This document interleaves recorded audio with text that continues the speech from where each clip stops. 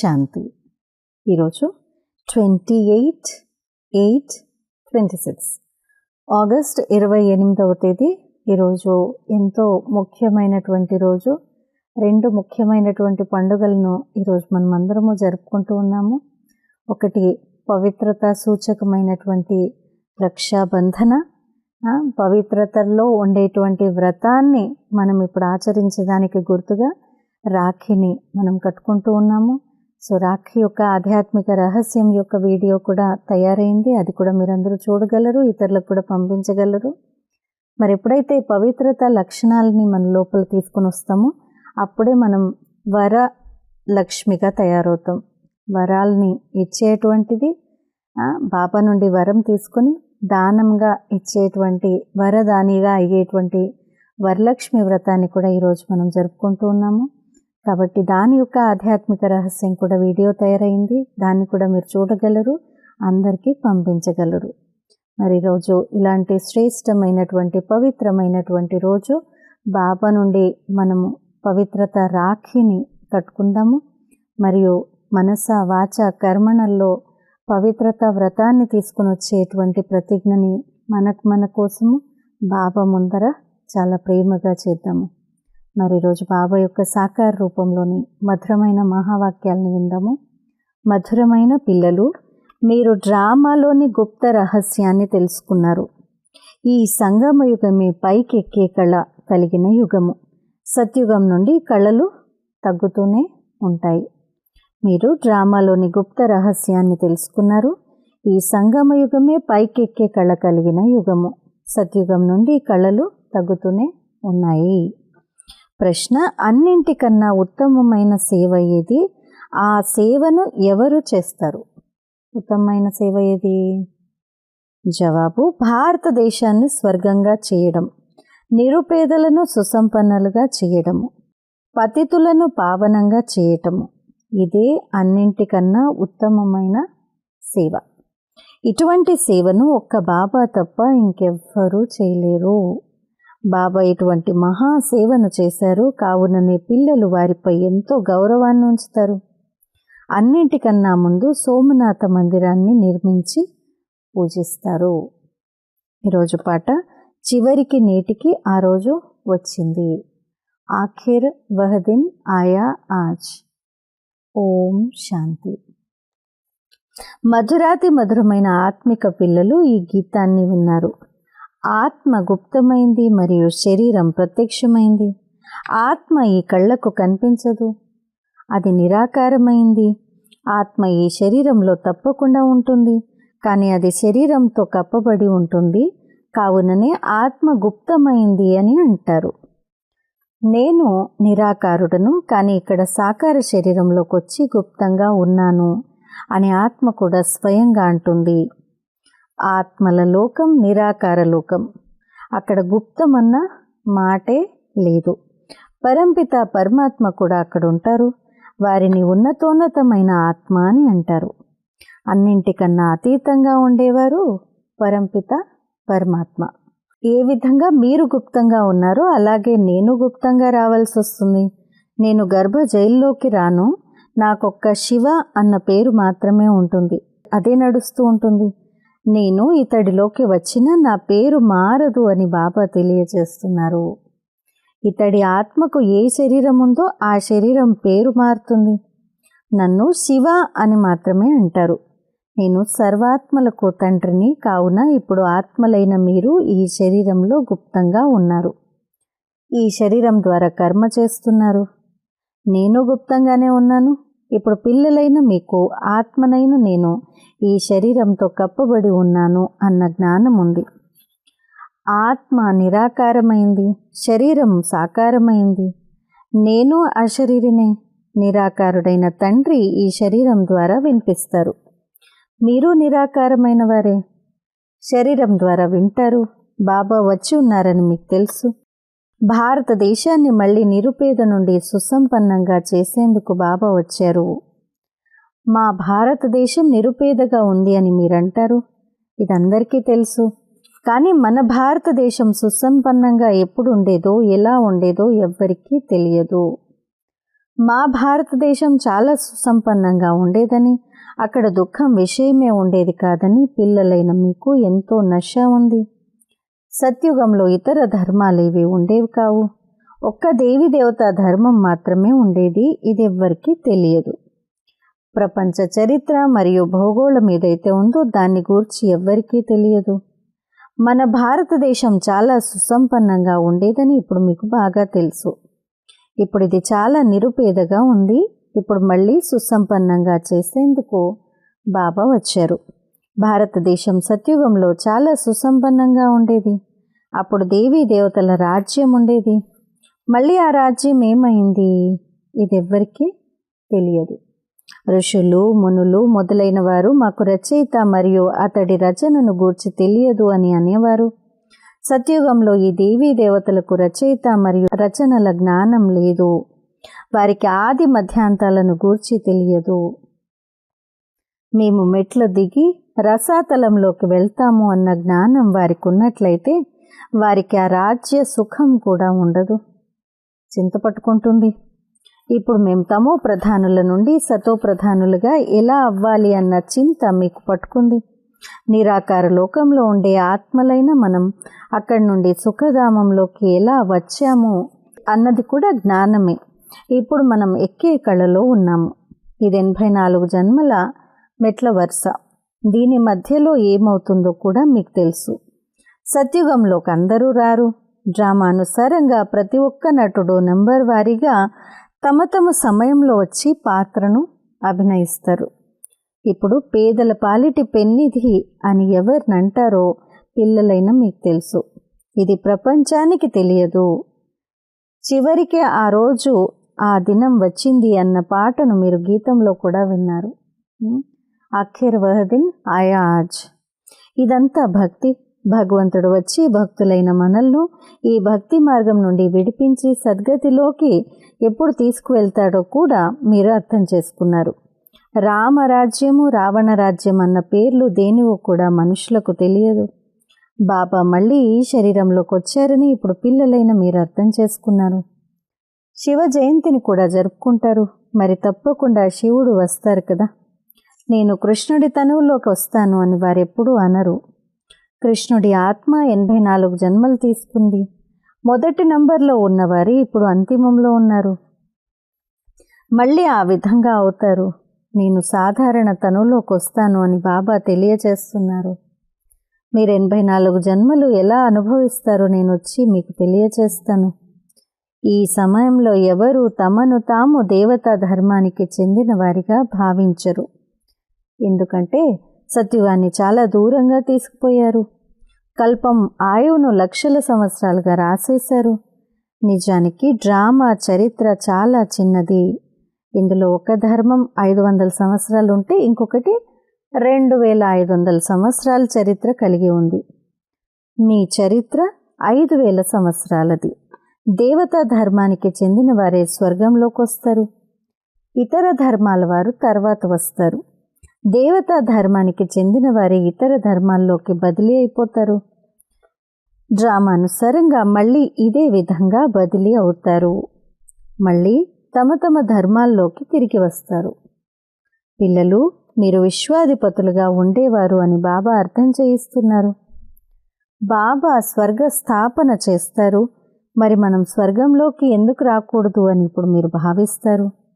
మేం బాబా నుండి తప్పకుండా వారసత్వాన్ని తీసుకుంటామని అంటారు. ఇలా అనడం ద్వారా వారు మన ధర్మానికి చెందిన వారని అర్థమవుతుంది. ఎవరైతే మన ధర్మానికి చెందని వారో వారిక్కడకు రాను కూడా రారు. పరాయి ధర్మంలోకి ఎందుకు వెళ్ళాలి అని అంటారు. కొత్త ప్రపంచమైన సత్యుగంలో దేవీ దేవతలకు ఎంతో సుఖం ఉండేదని, బంగారు భవనాలు ఉండేవని పిల్లలైన మీకు తెలుసు. సోమనాథ మందిరంలో ఎంత బంగారం ఉండేది. ఇటువంటి మందిరం ఇంకెక్కడా ఉండదు. అందులో ఎన్నో వజ్ర వైఢూర్యాలు ఉండేవి. బౌద్ధులు మొదలైన వారికి వజ్ర వైఢూర్యాలతో భవనాలను నిర్మించరు. పిల్లలైన మిమ్మల్ని ఇంత ఉన్నతంగా తయారు చేసిన ఆ తండ్రిపై మీరెంతో గౌరవాన్ని ఉంచారు. ఎవరైతే మంచి కర్మలు చేసి వెళ్తారో వారిపై ఎంతో గౌరవాన్ని ఉంచుతారు. అందరికన్నా మంచి కర్మలను పతిత పావనుడైన బాబాయే చేసి వెళ్తారని ఇప్పుడు పిల్లలైన మీకు తెలుసు. అన్నింటికన్నా ఉన్నతోన్నతమైన సేవ అనంతమైన తండ్రి వచ్చి చేస్తారని ఇప్పుడు మీ ఆత్మ అంటుంది. వారు మనల్ని నిరుపేదల నుండి సుసంపన్నులుగా, యువరాజులుగా చేసేస్తారు. ఎవరైతే భారతదేశాన్ని స్వర్గంగా తయారు చేస్తారో వారిపై ఎవరు అంత గౌరవాన్ని ఇవ్వరు. సోమనాథ మందిరం ఉన్నతోన్నతమైన మందిరంగా ప్రసిద్ధి చెందిందని మీకు తెలుసు. దాన్నే దోచుకుపోయారు. లక్ష్మీనారాయణుల మందిరాన్ని ఎప్పుడూ ఎవరూ దోచుకోలేదు. సోమనాథ మందిరాన్ని దోచుకున్నారు. భక్తి మార్గంలో వీరెంతో ధనవంతులుగా ఉంటారు. రాజుల్లో కూడా నెంబర్ వారీగా ఉంటారు కదా. ఎవరైతే ఉన్నత పదవిని కలిగి ఉంటారో వారిపై తక్కువ పదవి కలవారు ఎంతో గౌరవాన్ని ఉంచుతారు. రాజ్యసభలో కూడా నెంబర్ వారీగా కూర్చుంటారు. బాబా అనుభవజ్ఞులు కదా, బ్రహ్మబాబా అనుభవజ్ఞులు కదా. ఎవరి ర్యాంక్ అనుసారంగా వాళ్ళ రాజ్యంలో కూర్చుంటారు. ఇక్కడ ఈ దర్బారు పతిత రాజులది. మరి పావన రాజుల దర్బార్ ఇంకెలా ఉంటుందో కదా. వారి వద్ద ఇంత ధనం ఉన్నప్పుడు మరి వారి ఇల్లు కూడా ఎంతో బాగుంటుంది కదా. మందిరాల్లో ఎంత సంపన్నంగా తయారు చేసినప్పుడు ఇల్లు ఎలా ఉండొచ్చు. ఇప్పుడు బాబా మనల్ని చదివిస్తున్నారు, స్వర్గ స్థాపన చేస్తున్నారు అని మీకు తెలుసు. మనం స్వర్గ మహారాజులుగా మహారాణులుగా అవుతాము. మళ్ళీ మనం కింద పడినప్పుడు మొట్టమొదట శివబాబా పూజారులుగా అవుతాము. ఎవరైతే స్వర్గానికి యజమానులుగా తయారు చేశారో వారిని మనం పూజిస్తాము. వారు మనల్ని ఎంతో సుసంపన్నులుగా తయారు చేస్తారు. ఇప్పుడు భారతదేశం ఎంత నిరుపేదగా ఉంది. ఇంతకుముందు ఇంత నిరుపేదలుగా ఉండేవారు కాదు. చాలా సంతోషంగా ఉండేవారు. 500 రూపాయలకు దొరికే భూమి ఈరోజు 5,000 ఇచ్చినా దొరకడం లేదు. ఈ రోజుల్లో అయితే 5 కోట్లు ఇచ్చినా దొరకదు. అక్కడ భూమికి విలువ ఏమీ ఉండదు. సత్యుగంలో ఎవరికి ఎంత కావాలనుకుంటే అంత తీసుకోవచ్చు. లెక్కలేనంత భూమి పడి ఉంటుంది. మధురమైన నదీ తీరాల్లో మీ మహళ్ళు ఉంటాయి.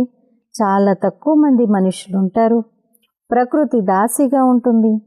ఫల పుష్పాదులు ఎంతో చక్కటివి మీకు లభిస్తూ ఉంటాయి. ఇప్పుడు మీరు ఎంతో కష్టపడుతున్నారు. కరువు వచ్చినట్లయితే అన్నం దొరకదు. కావున గీతం విన్నప్పుడు మీ ఒళ్ళు పులకరించిపోవాలి.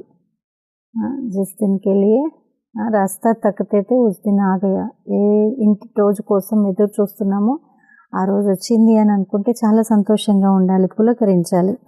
బాబాను పేదల పాలిటి పెన్నిధి అని అంటారు.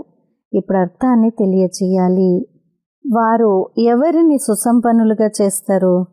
తప్పకుండా ఇక్కడికి ఎవరైతే వస్తారో వారినే సుసంపన్నులుగా తయారు చేస్తారు కదా. మనం పావనుల నుండి పతితులుగా అయ్యేందుకు 5,000 సంవత్సరాలు పట్టిందని, మళ్ళీ ఇప్పుడు బాబా వెంటనే పతితుల నుండి పావనులుగా తయారు చేస్తారని, ఉన్నతోన్నతంగా తయారు చేస్తారని మీకు తెలుసు. ఒక్క క్షణంలో జీవన్ముక్తి లభిస్తుంది. బాబా మేం మీకు చెందిన వారము అని పిల్లలు అంటారు. పిల్లలు మీరు విశ్వాధిపతులు అని బాబా అంటారు. పిల్లలు పుట్టగానే వారసులు అవుతారు కదా. అప్పుడు ఎంత సంతోషం ఉంటుంది. కానీ ఆడపిల్లలను చూడగానే ముఖం ముడుచుకొని పోతుంది. కానీ ఇక్కడ ఆత్మలందరూ పురుషులే. ఇప్పుడు మనం స్వర్గాధిపతులుగా అయిపోతాము. మనమే 5,000 సంవత్సరాల క్రితం స్వర్గాధిపతులుగా ఉండేవారమని ఇప్పుడు తెలిసింది. బాబా ఆ విధంగా తయారు చేశారు. శివ జయంతిని కూడా జరుపుకుంటారు. కానీ వారు ఎప్పుడు వచ్చారో ఎవ్వరికీ తెలియదు. అలాగే లక్ష్మీనారాయణుల రాజ్యం ఎప్పుడు ఉండేదో కూడా ఎవ్వరికీ తెలియదు. నిజానికి భారతదేశ జనాభా అన్ని దేశాల కన్నా ఎక్కువగా ఉండాలి. అలాగే భారతదేశ భూమి అన్నింటికన్నా పెద్దగా ఉండాలి. లక్షల సంవత్సరాలు ఉన్నట్లయితే ఇంకా ఎంతో భూమి ఉండాలి కదా. మొత్తం ప్రపంచమంతటి భూమి ఉన్నా సరిపోదు. లక్షల సంవత్సరాల్లో ఎంతమంది మనుషులు జన్మిస్తారు? లెక్కలేనంతమంది మనుషులు తయారవుతారు. నిజానికి ఇంతమంది ఉండరు. ఈ విషయాలన్నింటినీ బాబా కూర్చొని అర్థం చేయిస్తారు. మనుషులు విన్నట్లయితే మేము ఈ విషయాలను ఎప్పుడూ వినలేదు, అలాగే ఏ శాస్త్రంలోనూ చదవలేదు, ఇవి చాలా అద్భుతమైన విషయాలు అని అంటారు. ఇప్పుడు పిల్లలైన మీ బుద్ధిలో మొత్తం చక్రమంతటి జ్ఞానం ఉంది. ఇతడు అనేక జన్మల అంతిమంలో ఇప్పుడు పతిత ఆత్మగా ఉన్నాడు. సతో ప్రధానంగా ఉన్నవాడు ఇప్పుడు తమో ప్రధానంగా అయ్యాడు. బ్రహ్మబాబా గురించి చెప్తున్నారు బాబా. మళ్ళీ సతో ప్రధానంగా అవ్వాలి. ఇప్పుడు ఆత్మలైన మీకు శిక్షణ లభిస్తోంది. ఆత్మ శరీరం ద్వారా విన్నప్పుడు శరీరం ఊగుతుంది. ఎందుకంటే ఆత్మ వింటుంది కదా, ఇట్లా అంటాం కదా, వింటూ ఉంటే శరీరం ఊగుతుంది. తప్పకుండా ఆత్మనైన మేము 84 జన్మలు తీసుకున్నాము. కావున 84 మంది తల్లిదండ్రులు తప్పకుండా ఉండి ఉంటారు. ఇది కూడా ఒక లెక్కయే కదా. మనం 84 జన్మలు తీసుకుంటామని మీ బుద్ధిలో ఉంది. అలాగే తక్కువ జన్మలు తీసుకునేవారు ఉంటారు. మినిమం మ్యాక్సిమం లెక్క ఉంటుంది కదా. శాస్త్రాల్లో ఏమేం రాసేశారో బాబా కూర్చొని అర్థం చేయిస్తారు. మీకు 84 లక్షల జన్మలు అని అంటారు, కానీ నన్ను లెక్కలేనన్ని జన్మలు కలవాడిగా చెప్పారు. క్షణక్షణంలోనూ ఎక్కడ చూసినా అక్కడ నీవే నీవు, ఎక్కడ చూసినా కృష్ణుడే కృష్ణుడు అని అంటారు. బృందావనంలో కృష్ణుడు సర్వవ్యాపి అని అంటారు. రాధాపంతి వారు ఎక్కడ చూసినా రాధే రాధ అని అంటారు. మేము రాధాస్వాములము, కృష్ణస్వాములు వేరు అని అంటారు. వారు రాధను నమ్ముతారు. ఎక్కడ చూసినా రాధయే రాధ అని, నీవు రాధవే నేను రాధనే అని అంటారు. తప్పకుండా నేను పేదల పాలిటి పెన్నిధినే కదా అని బాబా కూర్చొని అర్థం చేయిస్తున్నారు. భారతదేశమే అన్నింటికన్నా సుసంపన్నంగా ఉండేది, ఇప్పుడు అన్నింటికన్నా నిరుపేదగా అయ్యింది. కావున నేను భారతదేశంలోకి రావలసి ఉంటుంది. ఇది రచింపబడిపోయిన డ్రామా. ఇందులో కొద్దిగా కూడా తేడా రాదు. ఇది చాలా విశాలమైన డ్రామా. షూటింగ్ చేయబడ్డ డ్రామా మళ్ళీ ఖచ్చితంగా పునరావృతమవుతుంది. డ్రామాను గురించి కూడా తెలిసి ఉండాలి. డ్రామా అంటే డ్రామాయే. అవి హద్దులోని డ్రామాలు, ఇవి అనంతమైన డ్రామా. దీని ఆది మధ్యాంతాలను గూర్చి ఎవ్వరికీ తెలియదు. పేదల పాలిటి పెన్నిధి అని నిరాకారుడైన భగవంతుణ్ణి అంటారు, కానీ కృష్ణుణ్ణి కాదు. కృష్ణుడు ఎంతో ధనవంతునిగా సత్యుగ యువరాజుగా అవుతాడు. భగవంతుడికి తన శరీరం లేదు. వారు వచ్చి పిల్లలైన మిమ్మల్ని ధనవంతులుగా తయారు చేస్తారు. మీకు రాజయోగ శిక్షణను ఇస్తారు. లౌకికంలో వారు కూడా బారిస్టర్ మొదలైన వారిగా అవుతారు. ఆ తర్వాత సంపాదిస్తారు. బాబా కూడా ఇప్పుడు పిల్లలైన మిమ్మల్ని చదివిస్తారు. మీరు భవిష్యత్తులో నరుడి నుండి నారాయణుడిగా అవుతారు. మీ జన్మ అయితే జరుగుతుంది కదా, అంతేకాని స్వర్గం సముద్రం నుండి బయటకు రాదు. కృష్ణుడు కూడా జన్మ తీసుకున్నాడు కదా. కంసపురి మొదలైనవి ఆ సముద్రంలో ఉండవు. కంసపురి మొదలైనవి ఆ సమయంలో ఉండవు. కృష్ణుడి పేరు ఎంతో ప్రసిద్ధమైంది, కానీ అతడి తండ్రిని గూర్చిన పేరేమీ లేదు. అతడి తండ్రి ఎక్కడున్నాడు? తప్పకుండా అతడు రాజకుమారుడు అవుతాడు కదా. అక్కడ పెద్ద రాజ్య కుటుంబంలో జన్మించడం జరుగుతుంది. కానీ అతడు పతిత రాజుగా ఉన్న కారణంగా అతడి పేరు ప్రసిద్ధమవ్వదు. కృష్ణుడు ఉన్నప్పుడు కొద్దిమంది పతితులు కూడా ఉంటారు.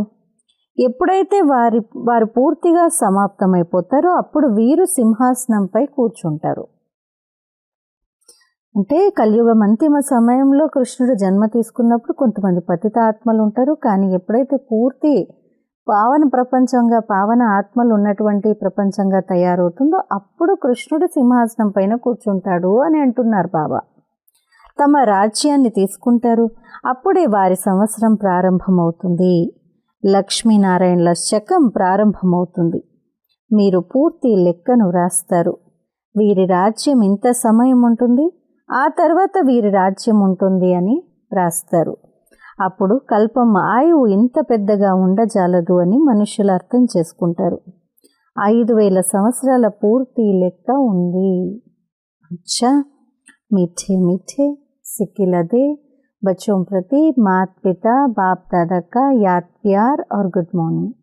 रूहानी बाप के रूहानी बच्चों को नमस्ते। हम रूहानी बच्चों के रूहानी माता पिता बाप दादा को याद प्यार, गुड मॉर्निंग और नमस्ते।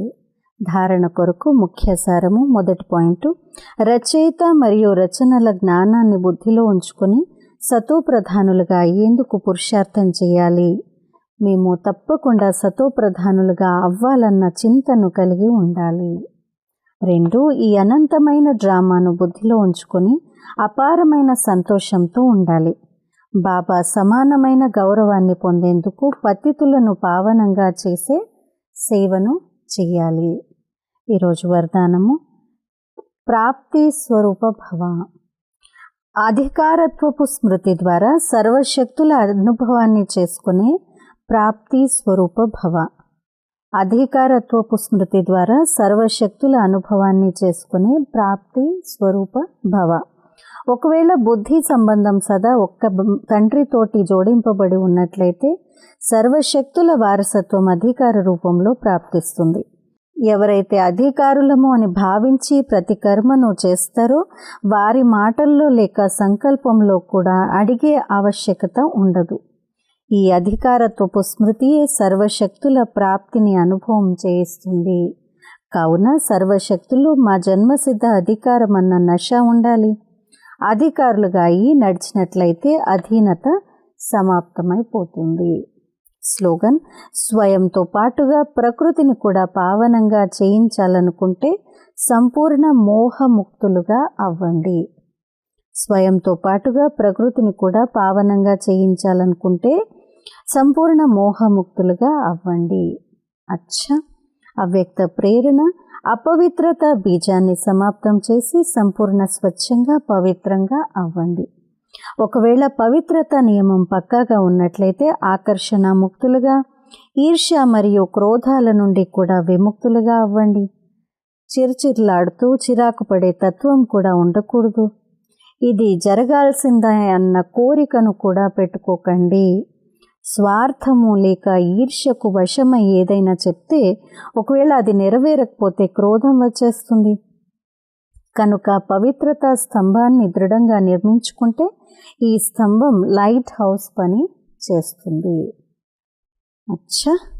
ఈరోజు మళ్ళీ ఇంకొకసారి రాఖీతో పాటు పవిత్రతా వ్రతాన్ని పక్కా చేసుకుంటూ రాఖీ యొక్క ఆధ్యాత్మిక సందేశము, వరలక్ష్మి వ్రతం యొక్క ఆధ్యాత్మిక సందేశాన్ని విందాము, ఇతరులకు కూడా పంచుతాము. ఓం శాంతి.